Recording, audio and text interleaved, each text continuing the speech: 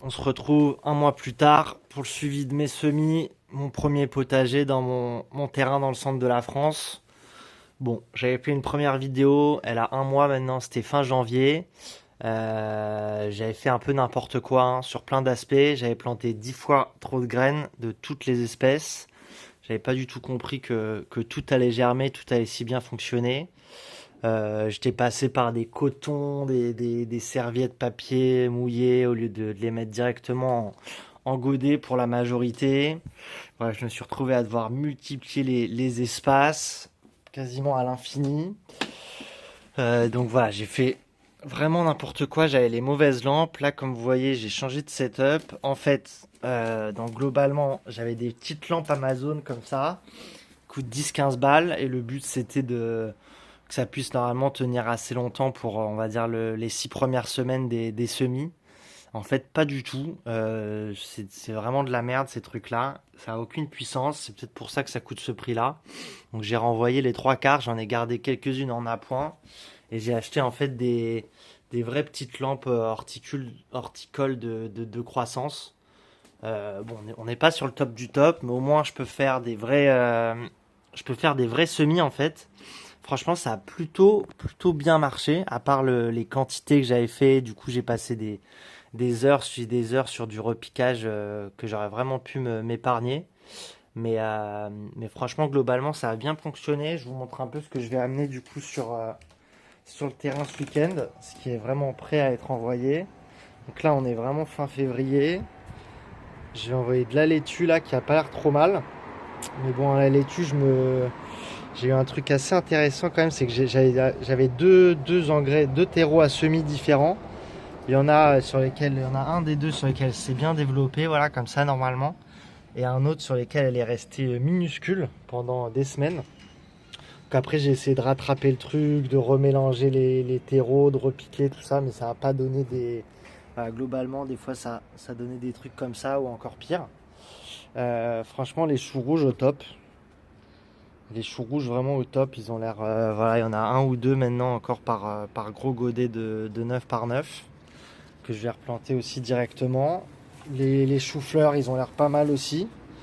Les feuilles un peu moins grosses que les choux rouges, mais bon, j'ai eu une invasion de fourmis aussi quand ils étaient en intérieur, donc je sais pas à quel point. Parfois, elles faisaient en fait des petites colonies à l'intérieur des pots. Donc je sais pas à quel point ça a perturbé la croissance racinaire. Je pense que c'était plutôt mauvais. Mais bon, globalement, ça va pas non plus atteint tous les pots. Donc voilà, là il y a du chou rouge. J'espère que ça va bien donner. Apparemment, c'est quand même assez gourmand dans le sol pour les choux-fleurs. Les choux rouges, ils ont besoin vraiment d'un sol assez riche. Donc je sais pas comment je vais pouvoir compenser.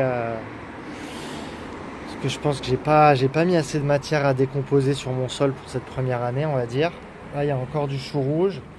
Et ici, il y a de l'oignon et du poireau. Alors, je sais plus bien les différencier. J'imagine que les oignons, c'est les plus larges des deux. Là aussi, j'en ai des larges, des moins larges. Je sais plus très bien, ça se ressemble tellement au départ, ces deux-là. Mais voilà, donc là, on a 5-6 barquettes de.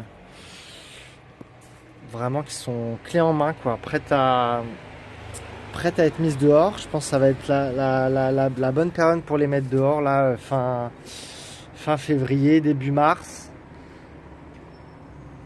Puisse démarrer un petit peu le potager avant les légumes du soleil, on va dire. Et non, qu'est-ce qui m'est arrivé d'autre avec ces plantations? Bah, les laitues, je vous ai dit, mais c'est vrai que j'ai dû mettre 10 fois plus de graines que ce que j'ai obtenu à la fin. Donc pas mal de gâchis, une petite erreur sur le terreau. Et pareil, j'en ai mis beaucoup trop dans chaque godet au début. Donc j'ai perdu beaucoup de temps en repiquage. Voilà, c'est bon à savoir pour la suite. En fait, seulement une, deux, trois graines par godet, ça suffit largement. Pareil pour les choux. Au final, j'ai décidé d'en laisser deux ou trois par godet, mais je pense que l'idéal, ça aurait été vraiment deux maximum. Euh, Pareil, en fait, les oignons, les poireaux, je m'étais retrouvé avec 25-30 pieds par petit godet.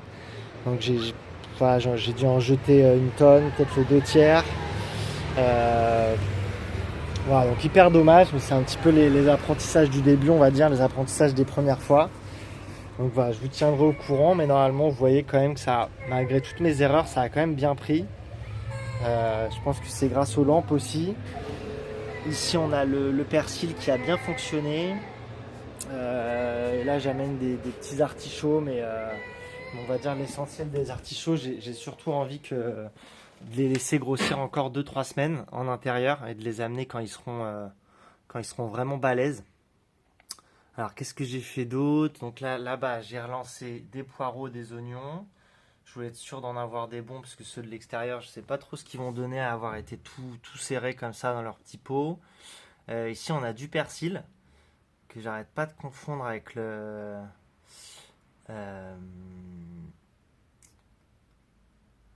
avec le céleri. Je pense que le céleri, je l'ai planté beaucoup trop proche, beaucoup trop, ouais, beaucoup trop dense. Donc je pense que ça va merder, mais je sais pas à quel moment. Peut-être que c'est déjà en train de foirer s'ils sont trop proches les uns des autres. Peut-être qu'ils n'arrivent pas à se développer correctement. Du coup, le persil, les artichauts au top. Alors là, j'ai démarré donc les premières tomates. Voilà, fin février, je démarre les premières tomates. Je me dis que ça peut être le bon timing après pour les mettre fin avril, ça leur laisse 2 mois. Donc qu'est-ce que j'ai mis? J'ai mis de la cœur de bœuf, de la andine cornue, de la tomate ananas et de la noire de Crimée. Donc voilà, je vais faire deux, trois plateaux comme ça. Ici, j'ai démarré du basilic qui traînait, des graines de basilic qui traînaient chez ma mère. J'ai remis des laitues là parce que voilà, j'étais toujours un peu déçu d'en avoir mis toujours 10 fois trop par godet. Donc j'ai essayé d'arranger, mais vous voyez, en fait, ça s'arrange pas, hein. Il y en a toujours. En fait, c'est tellement fin, c'est tellement mince les graines de laitue que on se rend pas compte. Et en un rien de temps, on en a mis 10 dans un godet alors qu'il en aurait fallu une ou deux, quoi. Ici, du persil, du céleri qui repousse bien. Ça, ouais, bon, c'est des laitues que j'avais mis de ma première fournée, mais elles ont pas vraiment pris. Alors je sais pas, peut-être ça me prend de la place sous les lampes bêtement pour rien, parce que le terreau est pas bon. Mais bon, je leur laisse encore 2 semaines à voir si elles arrivent à se développer un petit peu plus. Donc voilà, les tomates j'en ai parlé. Ici j'ai rebalancé quelques oignons au loin. Ici j'ai remis du chou. Pareil, j'avais peur qu'ils étaient trop serrés dans la première fournée, donc j'en ai relancé 2 3 semaines après pour essayer de m'assurer au moins d'en avoir 10 choux de chaque variété qui soit nickel quoi. Euh, Tac, là c'est des petits cactus que je lance, mais peut-être je vous en parlerai dans une autre vidéo. Et non, le dernier point, si le dernier point c'était les patates douces. Donc les patates douces, j'ai fait 2 méthodes. J'ai fait une méthode en fait où je les mettais dans des verres d'eau avec des cure-dents. Et l'autre méthode où je les mettais directement à moitié dans des pots de terre comme ça. Euh, et les deux, je pense que les deux fonctionnent pas trop mal. Alors pour celles qui sont dans des pots de terre, je peux pas trop savoir pour l'instant. J'imagine que je vais avoir les premiers résultats dans 2 ou 3 semaines. J'ai démarré il y a pas très longtemps. Et, euh, et par contre, en fait, celles-ci, je les avais mis dans des verres d'eau avec des cure-dents. Euh, et en fait, ça marchait génial. Au bout de 3 4 jours, il y a des racines qui sortaient. Et donc, quand ils ont eu le temps de faire 10 12 jours de racines, bah, je les ai passées dans des godets comme ça. Donc, ça, en fait, c'est des patates douces qui ont tout simplement des racines en dessous, dans la terre, qui se sont déjà développées. Je préfère passer par les verres d'eau avant, parce qu'en fait, comme ça, on voit en fait les patates douces qui ont démarré et celles qui n'ont pas démarré. Sinon, on les met toutes dans des godets comme ça, et on se rend compte 3 mois après qu'on a arrosé un truc qui était en train de pourrir depuis 2 mois, quoi. Donc voilà, je préfère mettre dans des godets en terre seulement celles que je vois qui ont bien démarré. Voilà, mais en fait, c'était ces exemples-là. On va voir, peut-être qu'il y en a une qui est sortie un peu récemment. Non, là, il n'y a rien qui est sorti encore. Mais voilà, après, c'était pas 100% de réussite sur les cure-dents, là, avec les cure-dents et les verres d'eau. J'ai eu environ une patate douce sur deux, ou une sur trois au moins, qui pourrissait plutôt qu'elle démarrait à se développer. Elle était plutôt en train de pourrir dans l'eau. Donc voilà, on va voir l'idée avec ces patates douces. En gros, c'est de leur laisser se créer un réseau racinaire, démarrer une croissance de feuilles et de premières tiges dans les 2-3 premières semaines, là, des prochaines semaines qui vont arriver. Et après de passer en fait ces tiges, les faire raciner dans des godets comme ça. Et de là, quand il y a un bon godet qui a bien démarré, qu'une plante s'est bien enracinée, bah pareil, aller les mettre fin avril ou début mai sur mon terrain quand les dernières gelées sont passées. On va voir si je vais me servir de la petite serre à semis que j'ai là-bas ou pas pour gagner aussi quelques semaines sur la mise en extérieur. Et là, c'est des artichauts aussi que j'ai remis. J'en ai rebalancé en fait parce que j'ai vu que j'allais avoir assez de place sous mes lampes. Donc j'ai rebalancé. Alors, là, la première espèce, je sais plus très bien ce que c'est. Donc c'est une espèce qui a un mois et demi maintenant. J'ai oublié la variété, mais ça, c'est des vers de Laon. Je crois qu'ils résistent bien au froid. Voilà, sur des sachets de 16 ou 18 graines, il y en a 12-13 qui ont démarré convenablement. Ouais, sur les quantités de graines, pendant que j'y pense, franchement, j'étais hyper déçu de la bonne graine au niveau des tomates. Ouais, pratiquement, il y avait pratiquement des sachets de graines où il y avait 16, 18 graines dans le sachet. Franchement, j'ai trouvé ça vraiment abusé.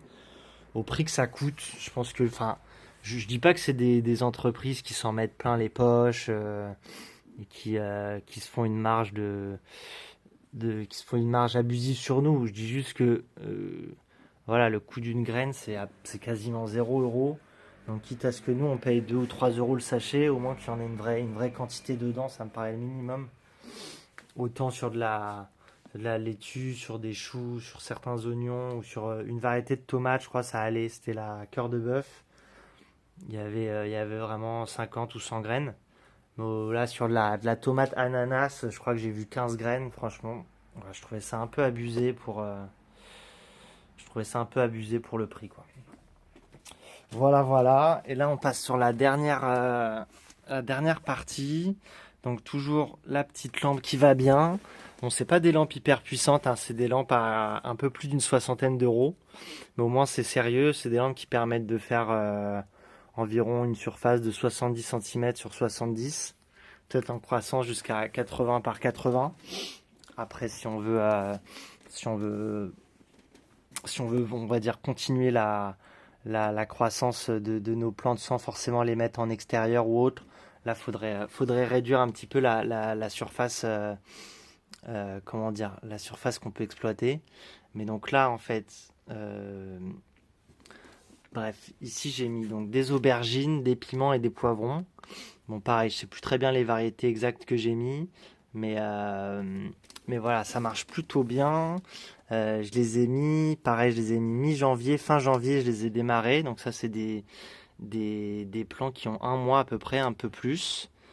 Euh, Quoi dire? Bon, au début, ils étaient 4 par godet, parce que j'avais pas très bien compris ce que ça allait impliquer comme problème. Maintenant, je les ai changés en un par godet, ils se développent plutôt bien. Là où je vais sûrement me retrouver avec des problèmes, c'est qu'en fait, j'ai peur qu'ils deviennent beaucoup trop grands pour la surface que j'ai.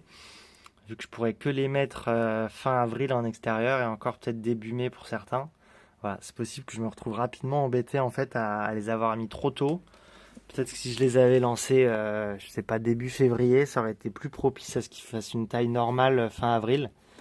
Mais là, voilà, j'ai peur de me retrouver avec des géants que je dois rempoter dans un mois. Donc peut-être devoir en jeter ou devoir en... Je sais pas. Je sais pas trop comment je vais m'organiser. En tout cas, ils sont quand même assez jolis. Des beaux spécimens. C'est un peu des cultures toujours un peu délicates, surtout les aubergines.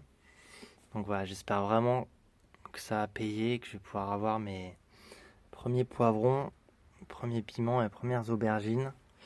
Mais tout se passe bien pour l'instant de ce côté-là, voilà, sauf au niveau du